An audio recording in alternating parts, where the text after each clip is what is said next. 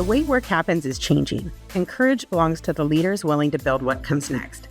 On today's episode of The Courageous Choice, I'm joined by Tony Buffum, a leader at the forefront of redefining how work gets done through the human cloud. Tony's work sits at the intersection of talent, technology, and execution, and his courageous choice has been to challenge traditional operating models in favor of more flexible, scalable, and human-centered ways of engaging expertise. This episode is for leaders who know the old models aren't keeping up and are ready to shape the future of work instead of reacting to it. Let's dive in. Welcome to this episode of The Courageous Choice. Today's guest is Tony Buffum, a leader who's been at the forefront of flexible work, talent access, and what many call the human cloud long before it became a buzzword. Tony has spent his career helping companies rethink how work gets done, how expertise is activated, and how leaders move faster without sacrificing quality or trust. Just as importantly, he's made his own courageous leap to work differently, not as a strategy, but as a way of life. This is a conversation about speed, talent, and the courage to let go of models that no longer serve us. Welcome, Tony. I'm so excited that you're here with us today. Me too, Jamie. What an awesome intro. I'm impressed. And I don't even recognize that person you just described, but sounds pretty good. He's awesome. I've gotten to know him in the last few weeks, and now we're best buds. It's pretty cool. Yeah. Well, I appreciate you showing up. Every time we get to talk, we start kind of going back and forth, and it's one, I'm learning every time I talk to you, but I'm also my ideas start to evolve, and I start feeling validation because you're out in the world, you're seeing it across organizations, you're talking to talent leaders and executives and PE firms and everybody who's trying to do the work faster, better, adapt. And so I'm excited to dive in and have the opportunity to kind of have another conversation. So maybe share with us a little bit. Likewise. I enjoy every time we get to talk. Yeah, thanks so much, Tony. Yeah, let's jump in. Share with us a little bit, what you're working on from your perspective.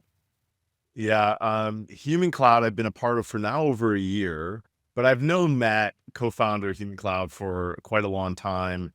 And we really turned an interesting corner over the last year by launching the Human Cloud platform, which is essentially a marketplace for marketplaces.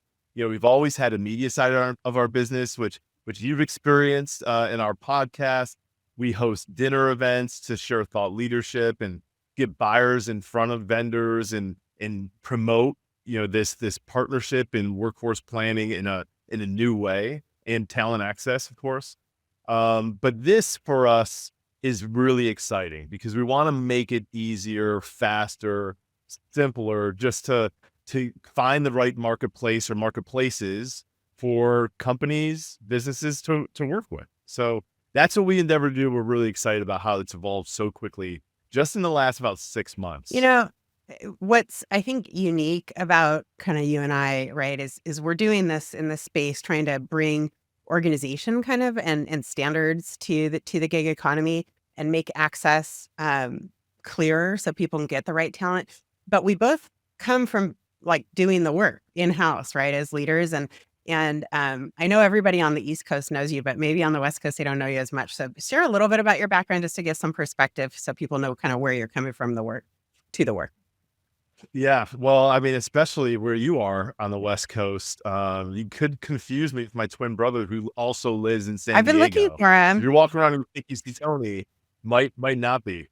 Although we don't look that much alike. But my background has been in HR. I grew up studying industrial and labor relations, went right into HR internships at companies like IBM and TI, then rolled off school into General Electric, where I did the typical kind of HR leadership rotational program and spent a couple of years there after that was complete, moving around quite a bit. And then joined the Stanley Works, really because I wanted to get to a certain location where my wife at the time grew up. We took that job, awesome global job, global acquisitions that we worked on. And then after about a year, asked us to relocate to focus on a really important turnaround of another business. That kind of bled into the acquisition of Black & Decker. So lots of, kind of turnaround work and integration work. Then after years of doing that, was moved to Indianapolis, where I had to do another kind of turnaround situation with Stanley's security business. Did that for about 4 years, and then joined Upwork. Or no, then actually, I was going to skip my biggest job. Then I went to work as CHRO at a public company for a couple of years. It was after that I joined Upwork for about 3 years because I'd really been bitten by that bug of flexible work and thinking differently about resource strategies within organizations. And then just about a year and a half ago, left Upwork and now am full-time with Human Cloud. That's really interesting. So as you think about, because Upwork, I mean, it got big, and you were there during a lot of their growth, I think. And what drew you to the whole flexible work and human cloud strategy? Yeah, I mean, it was really Upwork that exposed me to it. I was at that security business in Stanley, which is a really big corporate organization, about 10,000 people globally. A big part of the company was tech and service folks are out in the field, but in different countries all over the world. And I I really struggled with how to get our organization the talent that we needed. We had a very rigorous staffing, resourcing strategy. We had monthly reviews of our headcount, of our ads, folks that left. It was really detailed. And as we built out our workforce plans, the biggest challenge for me and my HR team was to make sure that we're getting the right people in the right place at the right times. We always hear that. That's harder to do than it is to say, especially with constantly changing demands in the business and kind of that macro talent market dynamic. And so I kept going to partners, traditional partners I had, recruiting agencies, staffing agencies, and trying to come up with something different that we could do to be better at meeting the needs of the cross-functional leaders I worked with, because I hated constantly feeling behind and getting them the talent that we needed. And I always felt like, especially on the commercial side, if you're not getting the talent in, and all of a sudden now your revenue or your kind of top level numbers are starting to slide, it really puts pressure on the entire rest of the business. And so for all those reasons, I felt like there had to be a better way. In the meantime, I'm getting calls from Upwork on a regular basis and totally ignoring it. Like, oh, that's not for me. That's for startups or whatever. And then, they'd shared enough information to pique my interest. The most important one being that by 2030, roughly 50% of the US population would be working independently. And I remember that number really resonated with me because I thought either it was made up or it was true. And if it was true, we were in trouble. And so I remember I attended a networking event hosted by Cornell by GE in Boston. And at the end of the event, it was focused on talent and staffing. I asked other folks, said, "Hey, have any of you heard of Upwork? Like, do you know anybody who work with these talent marketplaces? Because I keep hearing from them, I don't know if this thing is real or not." And when leaders at GE and Procter and Gamble and Samsung were telling me, yeah, we spend millions, frankly, in this space because it helps us close a lot of gaps we have for talent. That's when the light bulb finally went off, and it felt like it was way late. And I felt like we're missing something in our organization. We need to get on this. And so as soon as I got back, I called them back and we started working through how do we make this happen at Stanley or Stanley Black & Decker. And that was the beginning of the rest of the story. It immediately opened my eyes to how much this can be leveraged to fill those gaps, get talent in faster, and just get things done. And it wasn't just for startups, it's for any organization. But most importantly, it would connect us with in-demand talent as long as we could accept that they would be remote. They might be in another country, wherever they might be. As long as we can put together the logistics to make it work, we can start getting work done.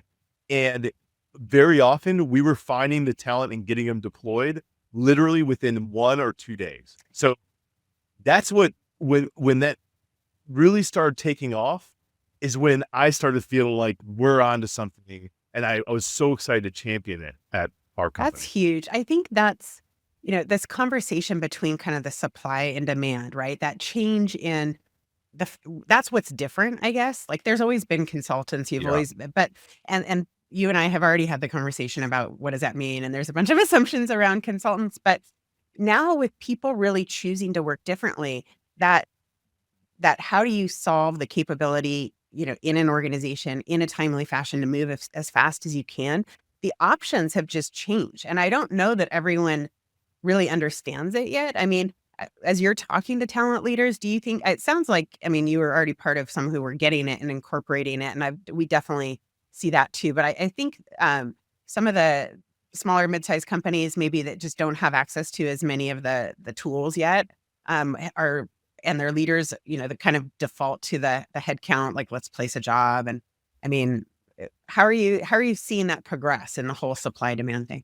Yeah, it's still kind of a slow awakening. And to me, it should feel more like a revolution on all sides. And I say that because it was slow for me. Like as I told you, I resisted it until I didn't. And once I didn't, I felt like I can't believe I didn't understand this better sooner. But I really felt fortunate to be the HR person driving this in the organization, because a lot of times what I see is it's coming from marketing, coming from technology. They get it. They need talent. They're comfortable with this somewhat different feeling arrangement, and they just need to get work done now. And they can't always wait for the drawn out and super burdensome and cumbersome staffing process that we're used to. So they just partner with these marketplaces and they get talent fast. And when they're done, they go back to the marketplace. When they need them again, to me, the challenge is this is just different than what most people are used to. It's different than the traditional staffing model.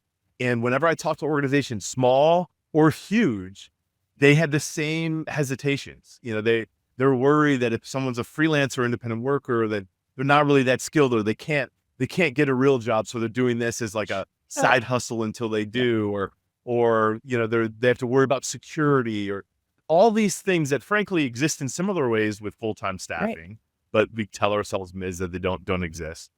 And they're all things that once people start working with independent talent, they realize they're all wrong. Like that, all this talent is really exceptional. They want to work this way. And when you start to understand why, like the control, the independence, then it's not surprising that you're finding exceptionally talented folks working for themselves. You know, it's so well said. I've started coining this term, executive entrepreneurs, because I think that there's this, like, especially people who are super talented. I mean, I just have a fundamental belief that everybody does better work when you're doing something that you like, right? Like when you have fun with it, right? So that's just no matter who you are, what level you are, I just believe that. And then once you've accomplished, a certain amount of experience and you're doing things and you know yourself better, and then you have some confidence to go start your own thing, build a practice doing whatever that thing is that you're great at, like there's something in that. And especially like right now, when you're thinking about leaders that are driving transformation, HR professionals that are driving transformation, just transformation and change experts, communications, people who are in that, I'm a builder, I'm a change agent. Those people, it would make sense that they would be kind of the first to maybe make the leap, to not feel that it's risky. And quite frankly, the work aligns with it too, because those aren't necessarily permanent jobs, right? Like you come in, you do the thing. I mean, I used to say my attention span was like 2 to 3 years because that's just what I would do. It didn't mean I was bad. I was like all in, but then I'd move on to the next thing. And so I think that's another way to look at it. And then as more people are joining that, it just gives all this optionality for talent leaders in organizations to be thinking about building capability in a totally different way. It really shakes the game up, I think. Yeah, and I think back to my career, like you talking about that 2-year attention span, coming out of school and working on these 8-month, rotations. And then when that was done, pretty much every year there was something new. Either was a big expansion in the scope of responsibility I had, or total change to a Right. business within my business that, had me focus on a totally different industry and different, business models, and certainly working on things like acquisitions and integrations and all the transformation that comes from that. It's constantly changing, and each one just feels like a major project, one after the other. And frankly, I often felt like I was constantly a free Yeah. agent. Like, well, what do we need to Within the work on? organization. Okay, where I go Yes. next. Yeah, so I think this is something that um, people are more comfortable with than organizations think. Like they're ready.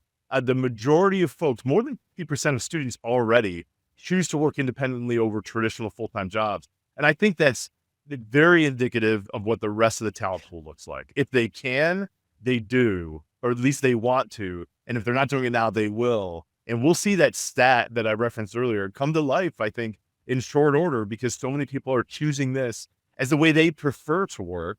And it fits with the way that organizations are constantly transforming, changing, taking on new big projects, finishing those up and moving into a different It direction. totally makes sense. I mean, I think that, you think about, so I talk to universities and it's even changing how they define student success because it used to be like placement in a full-time job. But if the students don't want placement in a full-time job, then that metric gets messed up, right? Looking at student success.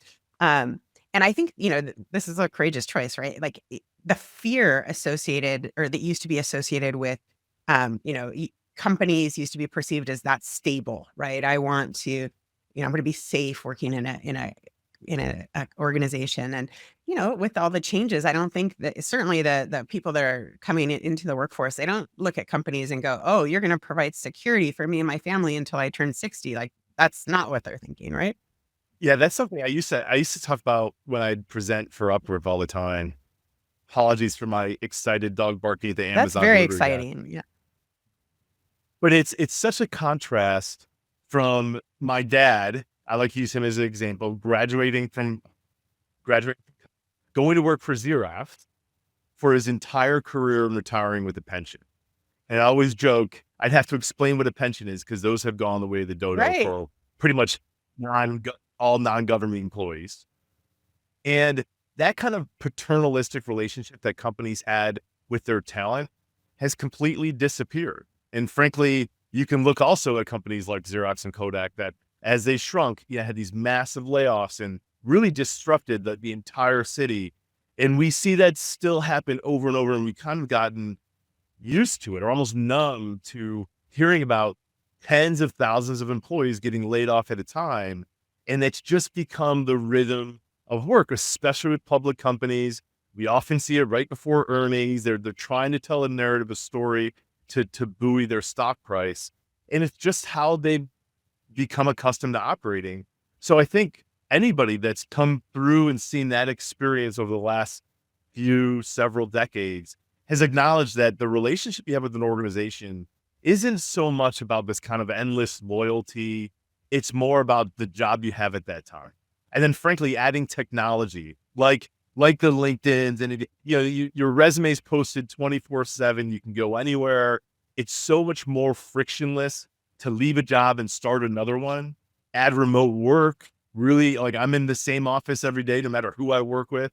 I think all of those things have influenced a massive shift in the way that talent thinks about itself and its ability to go work for whoever they want, wherever they want, whenever they. Yeah. I think it's just really exciting to me. I think there's a ton of opportunity, but when you or and I should say as you think about those implications, right? From an employee life cycle, from a culture, from a how do you really, drive high performing teams? What do our leaders need to understand when they have now this mix of flexible and I don't know, flexible and fixed? I don't know what we call like the alternate, but you're going to have teams that are composed of both. I mean, what are the conversations you're having with talent leaders? Like, okay, get the talent. I think people are understanding, now that they can get it. But once it's there, like how do you optimize that? Yeah, I mean, frankly, that's one of the first questions that comes up, at least from HR leaders when they're considering working with flexible talent is what about culture? Like, how do I manage this group? Because I don't want a group of second class citizens, but are they going to be as engaged and committed as my full-time employees? And how do I allow them to work together? And what I tell them is manage them like they're a team. Exactly. This is a diverse team with different needs and different capabilities and skills, but they need to collaborate. So the most important things are, do they have the right tools and the right boundaries set and expectations around collaboration? Because that's what's going to make a team actually work and be productive. Do they understand what the expectations are for each of them? And when you bring in those flexible workers, they come in very focused on what does success look like? How do I make sure I deliver the outcomes on time according to, what was defined up front? And they make sure that's well defined, which frankly, oftentimes traditional employees aren't thinking that because we just allow everything to be so fluid with expectations and deadlines and boundaries. And so it helps to bring all that perspective together and strike that understanding and then manage the group as the team that they are and not get caught up on what their classifications are, et Yeah. cetera. Yeah. The label doesn't matter. Um, it's almost like if everybody's working towards the KPIs, but they're aligned, it's just, I think it's a great way to organize it the way that you said. The thinking about, how do you organize them, but then create that there was something that came up as you were thinking about it, and as you were speaking, and I lost it. It was about basically like some of these people who we have in gig talent that we vet for the ability to be part of a team. So you have to have like the technical expertise, but and many of the people that are part of gig talent are not, we say, well, they're not joiners, right? Because they were all doing their own thing. They have their own practice. They have their own organization that they're building, but they are teammates. They do want to be part of something bigger. We say consulting doesn't have to be a lonely gig. And I think it's true in the work. Like you can't maybe there's some, I don't know, like software development or people who you're just behind a screen and the team doesn't matter. But even that, right? If you're working in sprints or you need to collaborate and communicate, like just to be clear for anybody who's thinking about going into the gig economy, it doesn't mean you get to avoid people, right? It's actually, you're still going to be part of teams. You're still going to work well. And so I think as you're sourcing for any resourcing or organization, like you said, regardless of the label or the category, like, can they work as part of a team is important too. And what do you think about that?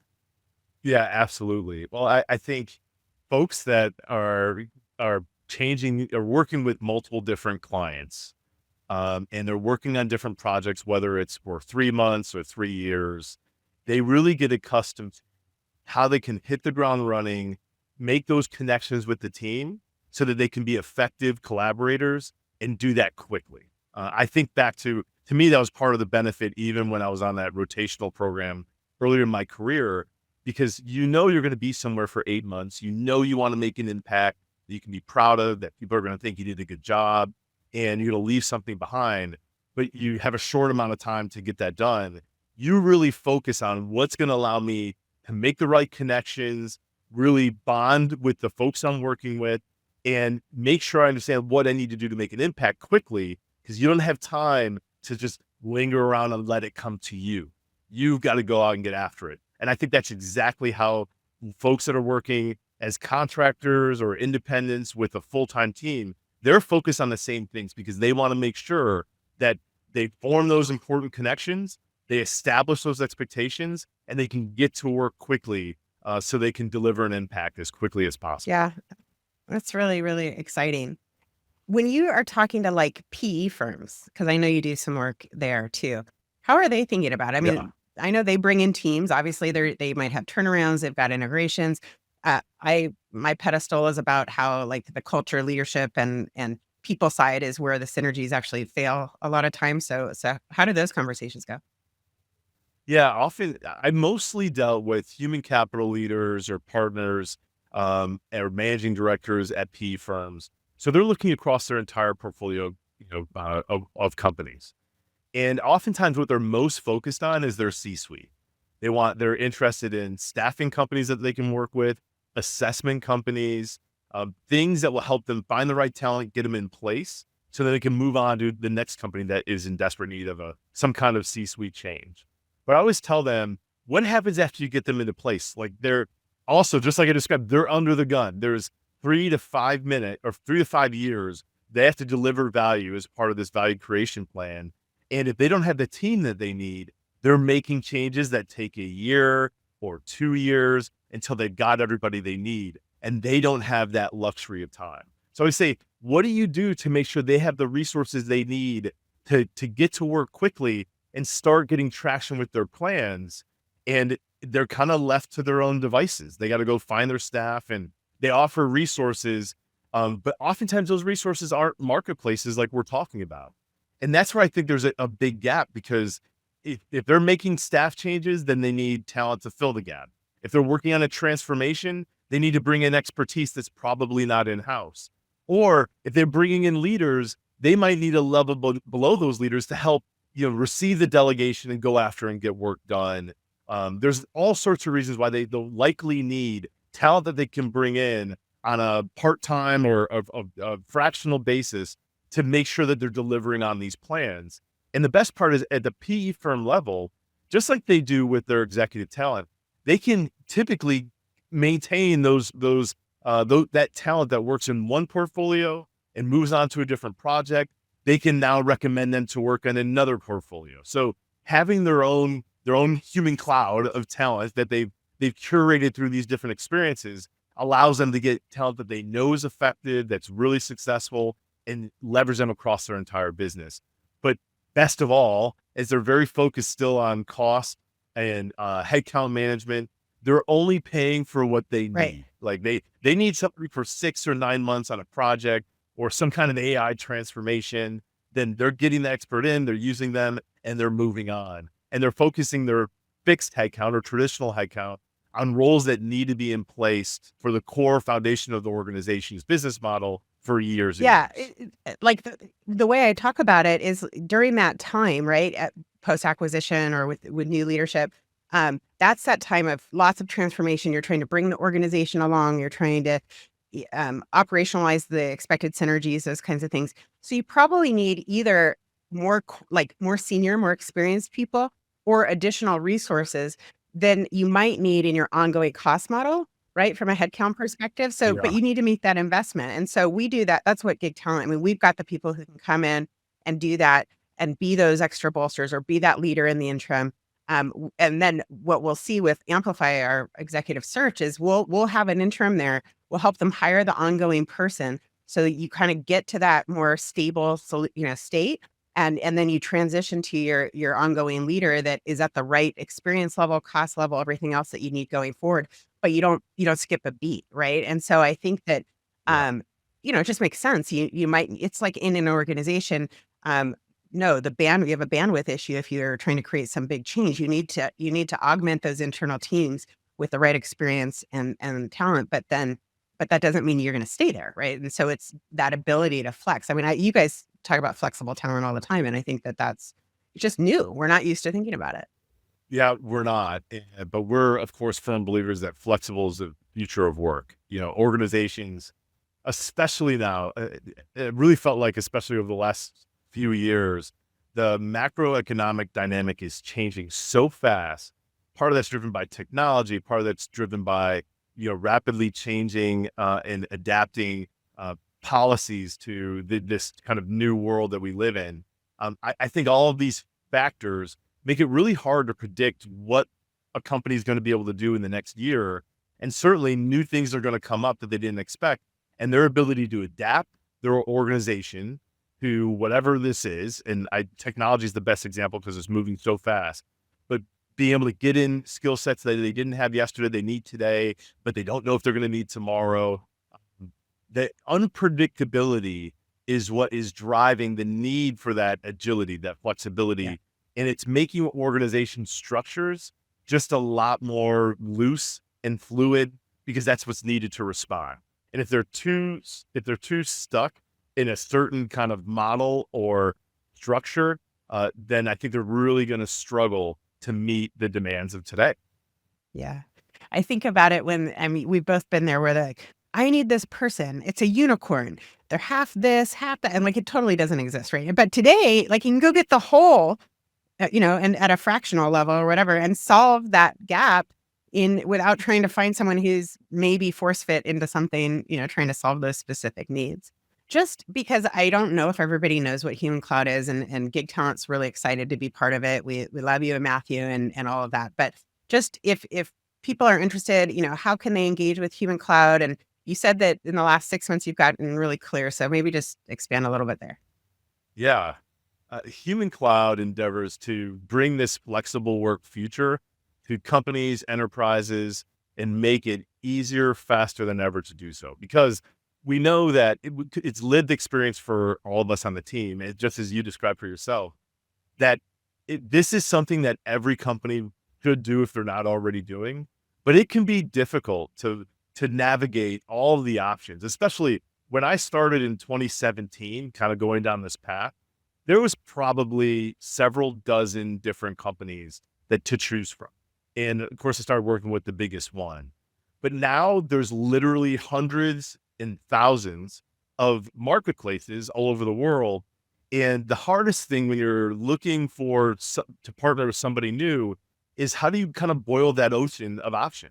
And that's what we do with Human Cloud. We try to help folks by leveraging trust through things like validation, certifications, different badges, what we call kudos, potentially reviews, things that help build trust and understanding of these different marketplaces so that companies can make better choices.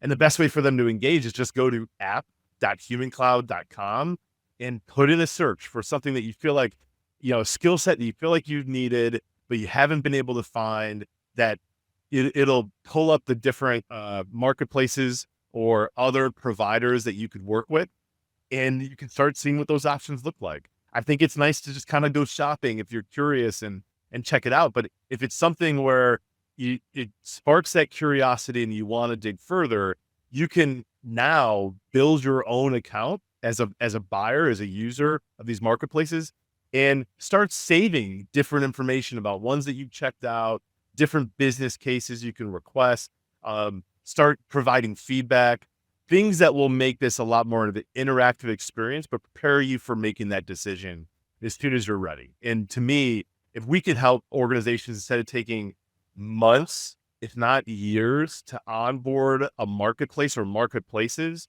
then we're adding a lot of value all around this ecosystem of, talent and providers and employers. It's totally structured to this ecosystem. And it's the same way, like, if you partner with Gig Talent, right, you get one organization through procurement, and then you have access to the hundreds of certified, vetted, and we can, get very specific and diagnose. But there's no way as a leader or a talent leader that you can interview all these independent people and try to figure out who's good at what, and then deal with getting them all through procurement and the compliance around it. It's just, so I'm really excited as your solution, our solutions together, people start to understand what we're solving. I think there's just almost no way that we can't really be adding a ton of value in that ecosystem. That's just like the Wild West a little bit. It is a bit like the Wild West, and it can be overwhelming. And so having that extra support and leveraging that experience of others into making those decisions certainly makes it a lot easier, a lot more digestible. And there's so many great marketplaces just like yours. I mean, I think, to your point, being able to partner with someone and know you have access to all of these experts in one place that you've already curated for them, you just have to find the right fit. You can immediately get to work. I mean, that's terrific for anybody, especially as they know they're facing straight into some kind of transformation and they're going to need help. There's always a bandwidth stretch within the existing organizations. And you can bring in that expertise, people that have been through that before, helped other organizations through their transformation. You're bringing all this experience that you can't find on your own team. And you certainly don't want to go out and hire full time for a need that is temporary. 100%. All right. Final question, Tony. What does choosing courage look like for you today as you go forward? For me, I mean, this is it. This is what I'm doing at Human Cloud. I've been in these large organizations my whole life, like my whole career.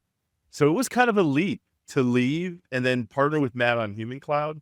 But I felt strongly enough that this is a big thing that's changing. Like I can see the massive shift taking place.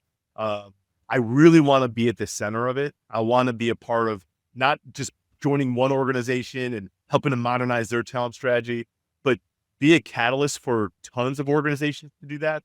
And I really believe that this is a great way for us to do that.